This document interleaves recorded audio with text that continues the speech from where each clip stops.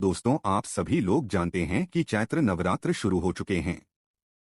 और दोस्तों, पंडित जी द्वारा बताया गया चैत्र नवरात्रि में किया जाने वाला 5वें दिन का एक बहुत ही बड़ा और विशेष उपाय है, जो कि सभी माताओं बहनों को जरूर सुनना चाहिए उनके बच्चों के लिए। क्योंकि दोस्तों, आप सभी लोग जानते हैं कि कई सारे लोगों के घर में लोग परेशान होते हैं कि उनके लड़के का विवाह नहीं हो पा रहा है या उनकी लड़की का विवाह नहीं हो पा रहा है। अगर आप लोगों के घर में भी कुछ ऐसी ही परेशानी चल रही है, तो चैत्र नवरात्रि के 5वें दिन आप लोगों को ये वाला उपाय जरूर करना चाहिए, जो कि पंडित जी ने अपने शिव महापुराण कथा में बताया है। ये मौके बार बार नहीं आते हैं, और इस मौके पर अगर आप लोग ये वाला उपाय कर लेते हो तो सी बात है, जिस भी व्यक्ति के लिए या जिस भी लड़के या लड़की के लिए आप ये वाला उपाय करोगे, उसका विवाह 3 महीने के अंदर पक्का होगा। और ऐसे ही पक्का नहीं होगा, वो ऐसी जगह पक्का होगा जहाँ पर उसके लिए बहुत ही अच्छा होगा, वो भी भगवान शिव जी के आशीर्वाद से, क्योंकि आपने भगवान शिव जी का उपाय किया है उन विवाह के लिए, उस बच्चे या बच्ची के विवाह के लिए। तो दोस्तों, इस वीडियो में हम आप लोगों को बताएंगे दोस्तिक वाला उपाय, जो कि आप लोगों को जरूर ध्यान से सुनना है। अपने बच्चे या बच्चे के लिए विशेष रूप से माताएं बहनें इस उपाय को जरूर सुनें, क्योंकि माताओं बहनों को इस उपाय को अच्छे से समझना है और उन्हें अपने बच्चों को बताना है, क्योंकि बच्चों को अपने हाथों से इस वाले उपाय को करना है, ना कि माताओं बहनों को करना है। माताओं बहनों को अच्छे से समझकर अपने बच्चों को इस उपाय को समझाना है, ताकि वह इस उपाय को अच्छे से कर सकें, उनका विवाह 3 महीने के अंदर पक्का हो सके।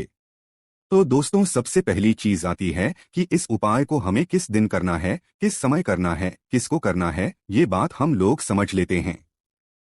देखिए, समय तो आप लोगों को हमने बता दिया, मतलब किस दिन आप लोगों को ये वाला उपाय करना है।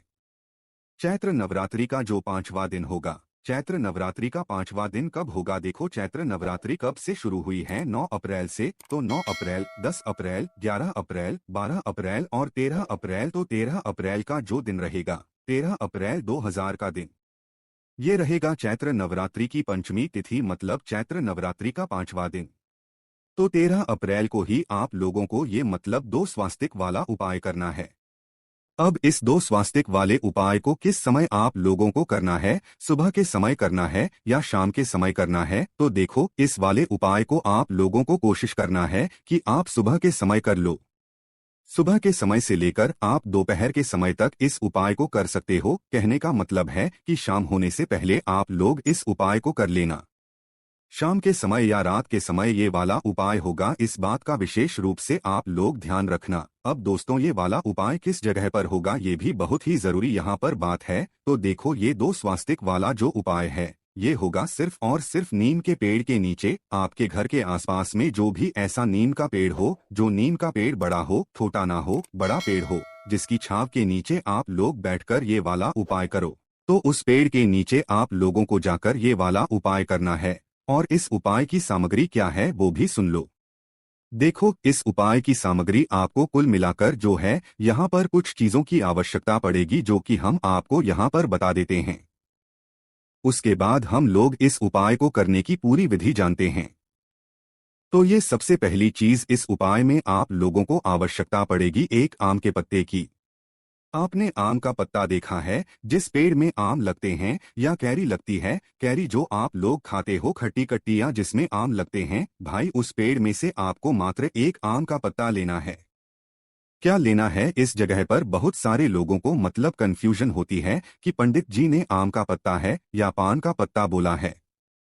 तो देखो, पंडित जी ने आम का पत्ता बोला है क्योंकि एक वीडियो में पान का पत्ता बोला हुआ है, वो शायद गलती से बोला गया है।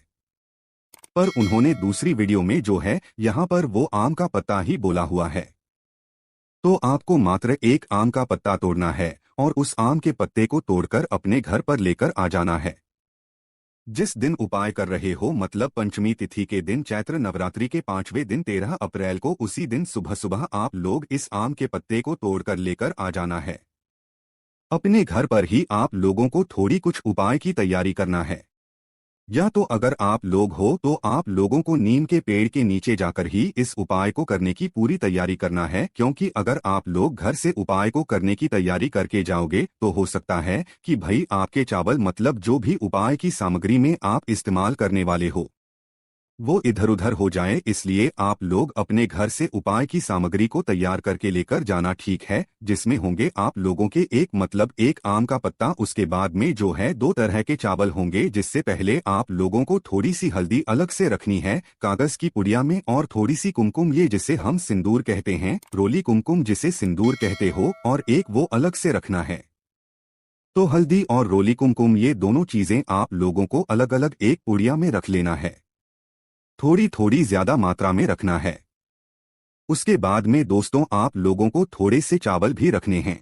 तो आपको करना क्या है, आप लोगों को ये पूरी सामग्री तैयार करके आपको पहुंच जाना है नीम के पेड़ के नीचे। अगर आप चाहे तो भाई घर से भी उपाय को करने की तैयारी कर सकते हो, अगर आपको दिक्कत ना हो, जो कि हम अभी हम आपको उपाय को जाने वाले हैं, तो आप लोग नीम के पेड़ के नीचे पहुंच जाना, वहां पर आसन लगाकर बैठ जाना।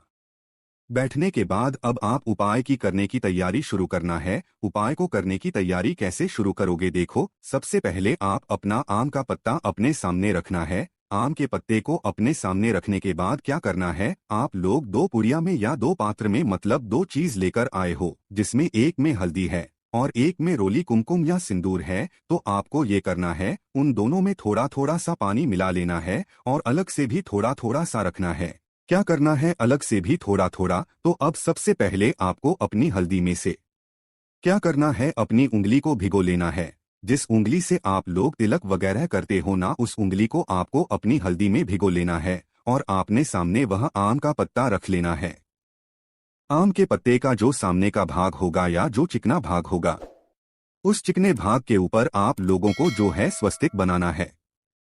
कितने स्वास्तिक बनाओगे, 2 स्वास्तिक बनाओगे, जिसमें से एक स्वास्तिक होगा आपका हल्दी का और दूसरा स्वास्तिक होगा आपका यहाँ पर या सिंदूर का, जो कि आप अपने साथ में पहले से रखकर लेकर आए हुए हो। तो आपको करना क्या है, सबसे पहले अपनी उंगली को हल्दी में भिगो लेना है। हल्दी में भिगोने के बाद दोस्तों इस हल्दी से आप लोगों को आम के पत्ते के एक कोने पर पहला स्वास्तिक बनाना है। स्वास्तिक आप लोग जानते ही हो कैसे बनता है, नहीं भी पता हो तो भाई मोबाइल पर देख लीजिएगा। पर ये जो स्वास्तिक है, ये माताओं बहनों को नहीं बनाना है। जिस बच्चे या बच्चे के विवाह नहीं हो रहा है उससे बनवाना है। आप भले ही सामने खड़े होकर बता देना उसे, पर बनाना आपके बच्चे को, ये आपको नहीं बनाना है। तो अपने सामने आम का पत्ता रखकर आपके बच्चे से आप बोलते जाइएगा, अपने सामने आम का पत्ता रखकर अपनी उंगली को जो है मतलब उस हल्दी के अंदर भिगोकर पहला स्वास्तिक आपको हल्दी से बनाना है। स्वास्तिक अगर बच्चे को बनाना है तो मोबाइल में उसे दिखा दीजिएगा कि ऐसे ही ये स्वास्तिक बनता है। तो पहला स्वास्तिक आप लोग जो है आम के मतलब एक साइड पर बना दीजिएगा। 2 साइड होंगे आम के पत्ते की, मतलब एक इस साइड और एक इस साइड है ना, तो आपको आराम से जगह मिल जाएगी 2 स्वास्तिक बनाने के लिए। तो पहला स्वास्तिक आप लोगों को किससे बनाना है, हल्दी से बनाना है। हल्दी का स्वास्तिक जैसे ही आप लोग बना लेते हो, उसके बाद दोस्तों जो दूसरा वास्तिक होगा वो बनाओगे रोली और कुमकुम से। रोली और कुमकुम में भी क्या करना है, आप लोगों को अपनी उंगली भिगोना है। जिस तरीके से आपने हल्दी में भिगोई थी, रोली कुमकुम या सिंदूर जो लेकर आए हुए हो, उसमें भी पानी मिलाकर आपको अपनी उंगली को भिगोना है। और फिर इस रोली कुमकुम से आप लोगों को क्या करना है, अपना दूसरा स्वास्तिक बनाना है। आम के पत्ते के दूसरी साइड पर, मतलब दूसरी साइड पर नहीं बनाना है, जो चिकना भाग होगा उसी चिकने भाग के ऊपर आपको 2 स्वस्तिक बनाना है। एक इस साइड बनाओगे और एक इस साइड बनाओगे, आराम से आपके 2 स्वास्तिक बन जाएंगे। तो रोली कुमकुम से आपको क्या करना है, अपना दूसरा स्वास्तिक उसी के स्वस्तिक के साइड में बना देना है। जैसे ही आप लोग अपना ये दूसरा वाला स्वस्तिक बना लेते हो, इसके बाद में अब आपको बहुत जरूरी चीजें करनी है, जो कि आपको ध्यान से सुनना है। हमने आपको थोड़े से चावल लाने के लिए भी यहाँ पर बुले हुए थे, और थोड़ी सी हल्दी और थोड़ी सी रोली कुमकुम भी बचाने के लिए आप लोगों से बुला हुआ था। तो आपको करना क्या है, 2 हिस्सों में थोड़े थोड़े से चावल आप लोगों को रख लेना है। अपने ही सामने किसी भी पात्र में अलग अलग सादा जो चावल होंगे आपके, उन्हें 2 भागों में आप लोग बांट देना है। जिसमें से जो पहले भाग के चावल होंगे, इसमें आप लोग मिला देना हल्दी। सूखी हल्दी गिरी नहीं मिलाना है ना, थोड़ी सी सूखी हल्दी लेकर इन चावलों में मिला देना। और दूसरे हिस्से के जो चावल होंगे, इसमें आप लोग जो लेकर इन दूसरे चावल को हिस्से में मिला देना है। ठीक है, मतलब करना क्या है, इन चावलों को, एक चावल को तो आपको हल्दी के चावल बनाना है और दूसरे चावल को आपको के चावल बनाना है। समझ गए आप लोग, मतलब जो चावल होंगे इनको आपको गीला नहीं करना है, मात्र सूखी हल्दी घी मिला देना है और सूखी दूसरे साइड चावल मिला देना है। दो तरह के चावल बनाना है, एक हल्दी के चावल और एक के चावल है ना। आपके ये दोनों चावल तैयार हो जाते हैं तो आपको अपने बच्चों से बोलना है कि जो आपने आम के पत्ते पर दो स्वस्तिक बनाए हुए हैं, जिसमें से जो सबसे पहला हल्दी वाला स्वास्तिक होगा, इस हल्दी वाले स्वास्तिक के बिल्कुल बीचों बीच में आप लोगों को रोली और कुमकुम वाले चावल उठाने हैं जो कि अभी आपने बनाए हुए हैं। इन रोली और कुमकुम के चावल उठाकर आप लोग हल्दी वाले स्वास्तिक के ऊपर रख देना है।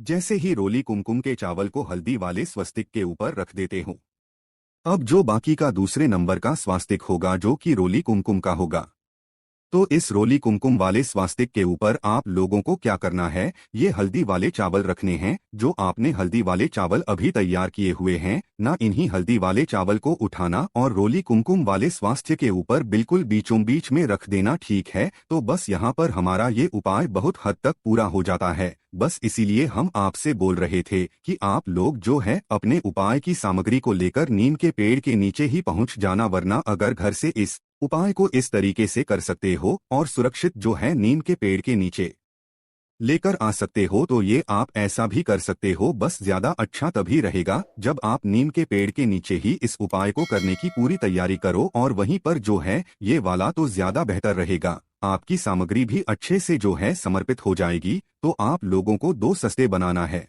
हल्दी और रोली कुमकुम के हल्दी के जो सस्ते को उस पे रोली कुमकुम चावल रखना है, और जो रोली कुमकुम का स्वस्तिक है उस पे हल्दी के चावल रखना है। इस तरीके से जैसे ही आपको ये आम का पत्ता तैयार हो जाता है, एक ही आम के पत्ते के ऊपर आपको ये दो सस्ते बनाकर ये वाला काम करना है। उसके बाद में इस आम के पत्ते को आपको अपने बच्चे से बोलना है कि अपने दोनों हाथ की हथेली को सामने करके अच्छे से पकड़ लें, मतलब अपने दोनों हाथ की हथेली को सामने करके इनके ऊपर रख लें। और रखने के बाद इस आम के पत्ते को आपको बड़े वाले नीम के पेड़ के नीचे या जिस भी नीम के पेड़ के नीचे आप बैठकर ये वाले उपाय की पूरी तैयारी कर रहे होंगे, उसी नीम के पेड़ के नीचे आपको अपना नाम, मतलब जिस बच्चे जो बच्चा ये वाला उपाय कर रहा है या बच्ची ये वाला उपाय कर रही है, उसको अपना नाम और अपना गोत्र बोलना है। इसके लिए माताएं बहनें अपने बच्चों को पहले से बता दें आप लोगों को हमारा गोत्र क्या है, गोत्र वगैरह पूछकर उसके बाद ही आप वाला उपाय कीजिएगा। तो इस आम के पत्ते को अपने हाथों में रखकर आप लोग अपना नाम और अपना गोत्र बोलकर इस आम के पत्ते को आप उसी नीम के पेड़ के नीचे रख दीजिए। ठीक है, नीम के पेड़ के बिल्कुल पेड़ से थोड़ा सा पास में करके ही आप लोग इस आम के पत्ते को रख दीजिएगा। अपना नाम और अपना गोत्र बोलकर जैसी नाम और गोत्र बोल देते हैं, भगवान से हाथ जोड़कर विनती करना, प्रार्थना करना, अपने शादी विवाह के लिए भगवान से विनती करना। जो भी दिक्कत समस्या आ रही हो तो उनसे निवेदन करना कि भगवान हमारी शादी विवाह में अब कोई भी दिक्कत समस्या ना आए, बहुत ही जल्दी अच्छी जगह हमारा विवाह पक्का हो जाए, हमारी शादी बहुत ही अच्छे और धूमधाम से हो, ऐसा आपको भगवान शिव जी आशीर्वाद लेना है। फिर आप देखिएगा आपकी शादी विवाह जहां पर भी होगी वो भगवान शिव जी के आशीर्वाद से ही होगी।